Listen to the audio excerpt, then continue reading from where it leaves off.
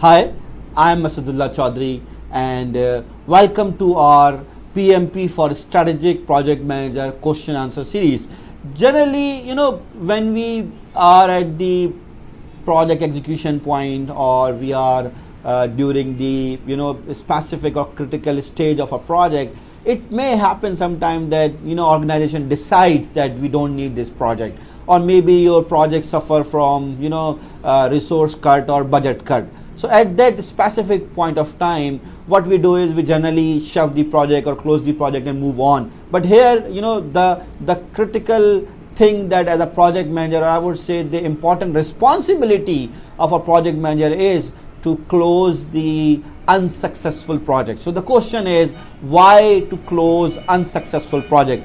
So maybe that project is unsuccessful based on today's point of view, maybe today's value, but in future maybe you want to do it again. So where you will find the lessons learned, where you will find where you left the project, and how the new project manager or the upcoming project manager or the future project manager can use your learnings, your experiences of this project to further continue it. So closing is very important, either for its successful project or unsuccessful project. If you want to understand the specific activities to close an unsuccessful project, then do join us in our PMP for Strategic Project Manager workshop.